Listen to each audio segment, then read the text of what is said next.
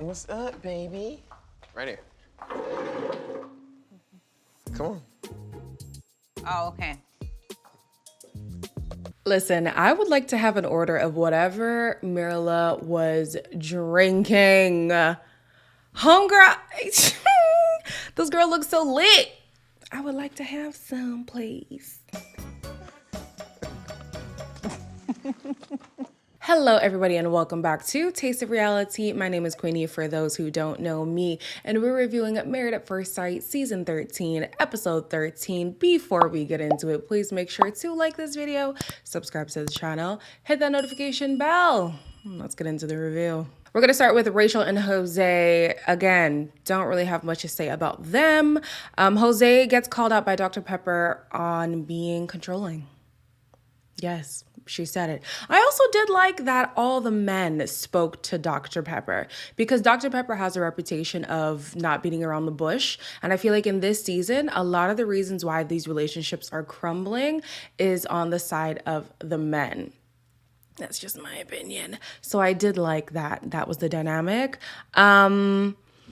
He wanted to be a provider in his relationship, and he is finding it hard to be that when Rachel is so independent. And I think that's what's rattling him so much. I think that's why he's been acting the way that he has sometimes, because it's like, I need to assert myself in some kind of way, and there's no way that I can do that to you specifically. So how do I do it to this environment? You know, how can I make it seem like I'm the macho man? I'm the one here. I'm the alpha male.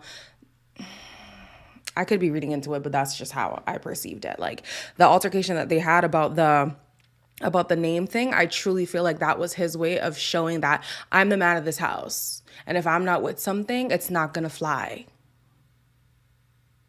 And it's not cute either. It's really not cute.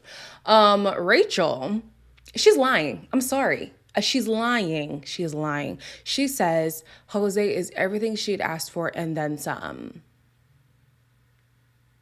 But then wants to go and say he's controlling and vindictive. Is that the then some? Is that the extra that you asked for, babes? Because I don't know. She also says she feels like she might not be giving him all that he wants in a marriage. And I'm just like, that could very well be true. My issue was not with that. I just don't understand these two's dynamic, because on the one hand, they want to present as if they are perfect, and nobody is requiring them to do that. They're doing this on their own.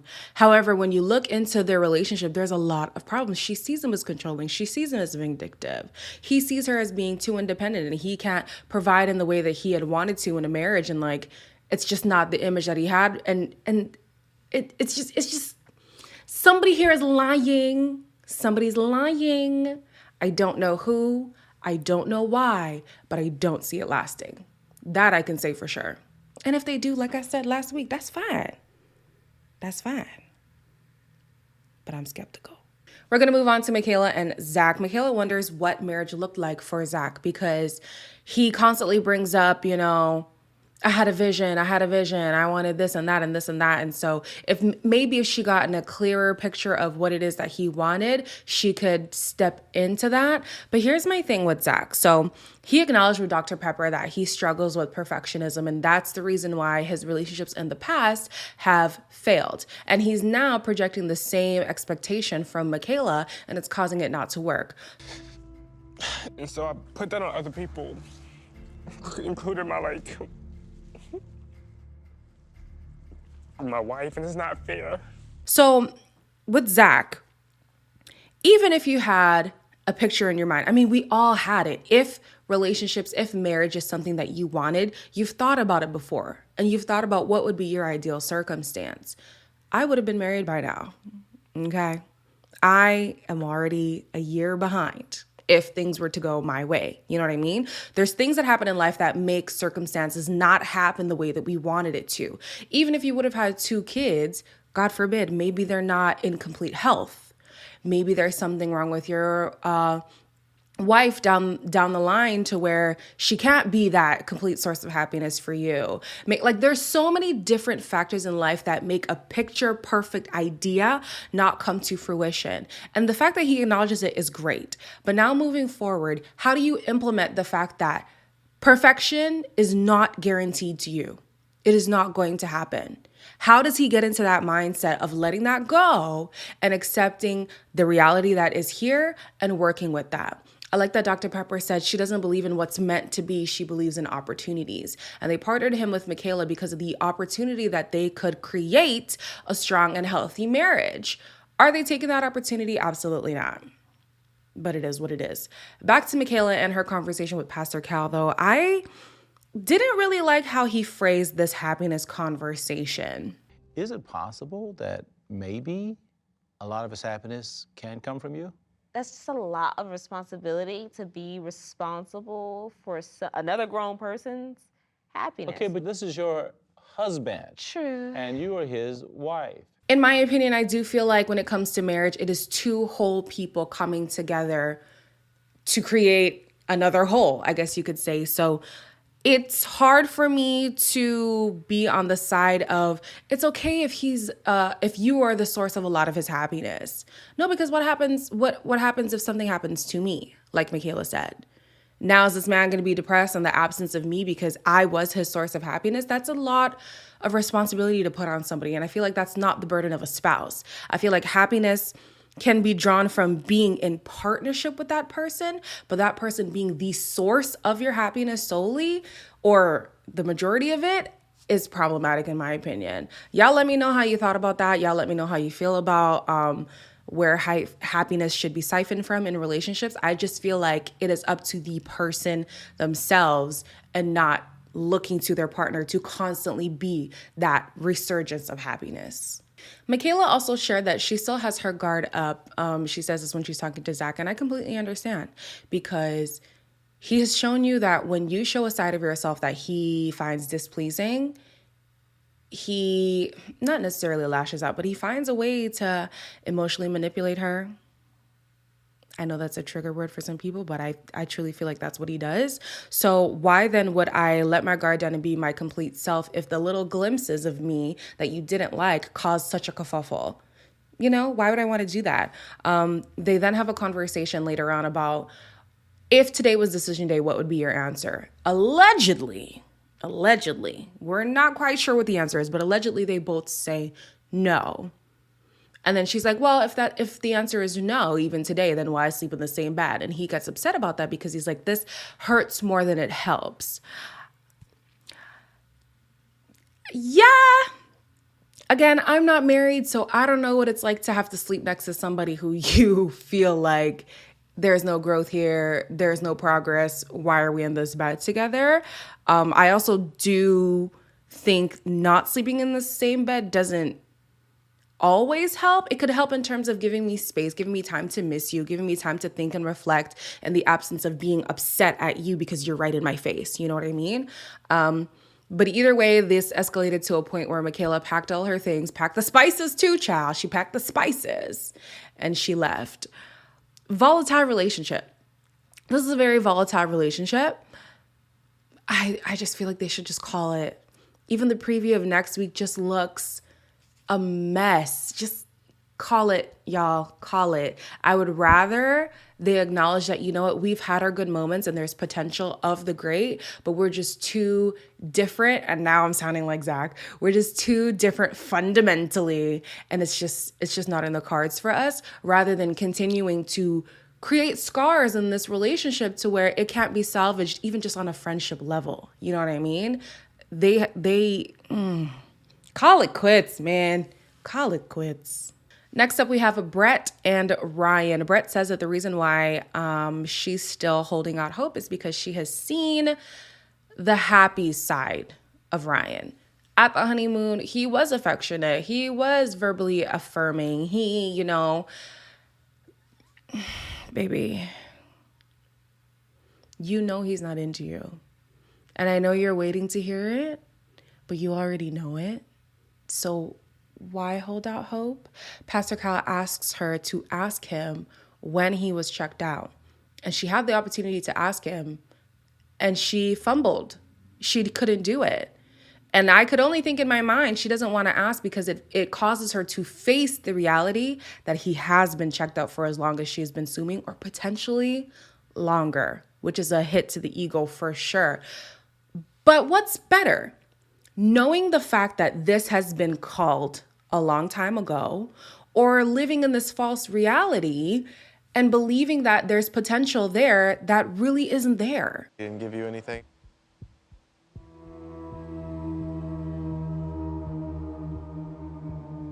It was mostly focused on me. I'd rather want to know.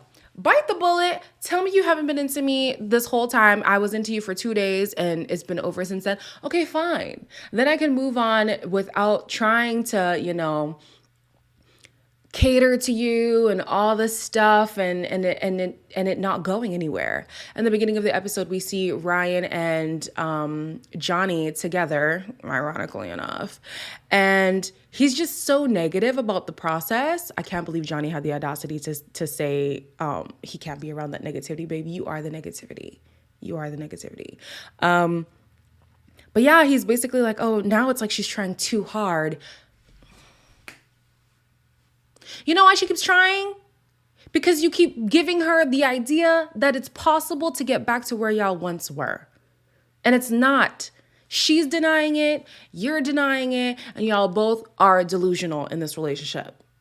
Just be honest with each other. Save y'all the time. So he is now asked by Dr. Pepper when he was checked out, and he says it was back when he talked to Dr. Viviana. Y'all, that was so long ago. Confronting the fact that she had feelings for him and he wasn't quite there yet was basically the turning point for him, realizing that he may never get there. That would have been a great time to truly express that. Even the uncertainty of not being able to get there is better than not saying anything at all, What else do I have here? I feel like Brett talking to Alexa was a waste of time. Alexa clearly knows more than she's letting on. And Brett talking to her, yes, it did give insight in terms of maybe him being back in Houston is reminding him of the potential that he's had in Houston and that he could do better, in his opinion, than Brett. But she could have told Brett, he's not into you. And regardless of what you do, unfortunately, it's just not going to get there. And she doesn't do that. Because why? Her loyalty is to her brother. So girl, you're wasting your time talking to Alexa. Why? Why? She's not going to give you the real. You're not her sister. She's Ryan's sister. I don't know. I just felt like that was stupid. These two are really just irking me. Not more than Bao and Johnny, but they're getting really close. Yeah, Brett, be honest. Ask him outright. I agreed with her not wanting to hold his hand through his emotions and wanting him to step up, but he's not going to. So ask him flat out and stop waiting in case the answer changes. Accept the answer for what it is and keep it pushing. Johnny and Bao are next, and I'm going to try not to get riled up this time. Johnny says he's happy that he's finally being courted. Well, I'm saying courted. He didn't use that word, but that's how I'm defining it. He's happy that he's finally being courted by Bao. There's a word that I want to call him, but I'm not going to say it, so I'm going to let them say it for me. I don't know, you still sound like a little bitch, baby. I'm not a little bitch, baby! And show me. Yes. Yes. Yes. That is what you are. I'm so sorry. He is such a sorry excuse for a husband. Such a sorry excuse for a husband. He was not prepared to be married to anybody. And when he says, I'd rather be married to anybody but Bao, anybody would rather be married to anyone but you. Okay? Sorry excuse for a husband. Yeah. He then tells her that the physical connection does nothing for him. This man who was begging for sex is now saying it does nothing for him. Bao feels like she has to adhere to Johnny. But the thing is, I get it. It's frustrating because she's constantly been going along with what he wants to do at the pace that he wants to go. But unfortunately, when it comes to physical intimacy, if there is one party who doesn't want to do it, the other party has to comply. Doesn't matter the circumstance. You have to comply, babe. So it's annoying, but that's what it is. So he said that the conversation that they had nullified all the progress that they've done. This conversation has nullified all the... If you want to leave, just say that. If you want to go, just say that. Because I don't know if you guys noticed at the end of the episode when she was wearing her cheerleading costume, all of a sudden he was giddy about her all over again. He's a child. He is a child. He is a Bitch, baby. And it shows. Let me focus. So as soon as he sits down with Dr. Pepper, I'm sure this was just editing, but as soon as he sits down, he says, I feel like with her, I'm not who I want to be. Furthermore, he goes and he says, when they have problems, he doesn't seek to fix the problems, but fix the source of the problems. In other words, Bao is an issue, and I must fix her in order to be fulfilled in this marriage. How can you possibly believe that someone is the sole reason for every problem you have? You had nothing to do with any of the contention in the relationship, any of the displeasure in the relationship. You have nothing to do with it. Johnny is a wonder. I need to do a case study on this man because it is just amazing. It is amazing to watch him. I can't even be upset at this point anymore because he's made a spectacle out of himself that I would love to investigate. I would love to know how he got to be this man because I'm just perplexed. I'm perplexed. Bao says she's tired of feeling unappreciated, and has checked out. I feel cheated out of a perfectly good marriage. This could be a perfectly good marriage, but I have a husband on paper and that's it. She tells Pastor Cal that she thinks he's looking for reasons to end it. 100% we all agree. I don't even know why Johnny bothers apologizing, because in the conversation that they had post their therapy sessions, he's making faces at her when she's trying to express herself, and he's basically turning back into the whole, if it's not my way, then this is not going to work. And it's...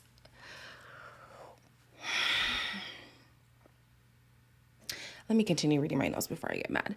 He brings up the fact that they've known each other for 15 years. And there's a reason why they didn't work. He didn't find her attractive all that time. So what would be different now? So then why did you want to have sex with her? And why are you asking her to do all these things when you know there isn't attraction? And you know the reasons why you didn't want to progress with her back then and the same reasons why you don't want to progress now. So why are you requesting, not even requesting, demanding all of these things from her if you know it's just not there? I came into this knowing it was you, that chemistry wasn't there the first time. I wasn't attracted to you.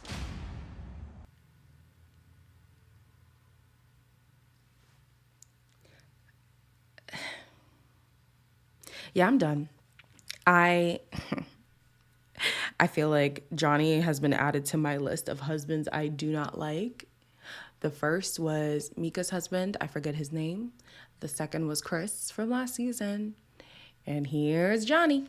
Last but not least, we have Mirla and Gil. Gil's talk with Pastor Cal challenges him to think past their good moments and see whether or not they're able to prolong this throughout marriage, not just for the experiment. And he says the only thing that would hold him back from saying yes on decision day is her random moods of negativity. I get it, sort of, kind of. The clips that they showed were things like at the honeymoon that she wasn't really into doing and stuff like that. And I felt like she hadn't quite become comfortable with Gil. So those examples are kind of expired in my opinion, but I can see why somebody constantly wanting to bring down the mood, bring down the aura of an environment is hard to deal with, especially if you're somebody who's easily affected by other people's emotions. He did say, I don't want to then be in a negative mood because you're in a negative mood, because that's not conducive for anything. Because she's an alpha at the end of the day, so... She'll run over you if you like. Yeah, exactly. She can. It definitely is up to Mirla to find ways to cope with not being pleased in a certain situation. And I feel like there's ways to let your partner know, hey, just to let you know, I'm not really in the best mood right now, but I'm going to make the best of what it is here and then maybe vent about it later. In the moment is not always the best time because it just brings down the mood and you're a Debbie Downer. When she had her conversation with Dr. Pepper, she was basically saying the same thing, that you being overly critical makes people uncomfortable. It makes people not want to be around you because you're not positive. And she acknowledges that she could do better. She also said later when she was talking to Gil that he does help her in distracting her sometimes when she doesn't want to be somewhere. And sometimes she just wanted him to be disappointed with her. And when she didn't get that from him, that's what made her more disappointed. But girl, this man is putting in his work on trying to elevate your mood all the time. The least you could do is sometimes just grin and bear it. Sometimes, you just got to go with it. It's not where you want to be. We get it, but just make do, Of course, there are two people in this marriage. And if you don't start working on your negativity soon, you could lose him. I do think, though, that their problems that they're saying are fixable. It's not that bad. They're going strength to strength, man. At the volleyball thing, they showed up hand in hand. Even when he was greeting people, they were still hand in hand. It's looking good. It is looking good for these two. Who it's not looking good for is Zach and Michaela next week, because it seems like Hurricane Michaela has finally arrived. Whew. We'll have to see what's going on there. Until then, please make sure to like, comment, share, and subscribe, and I'll see you in the next one.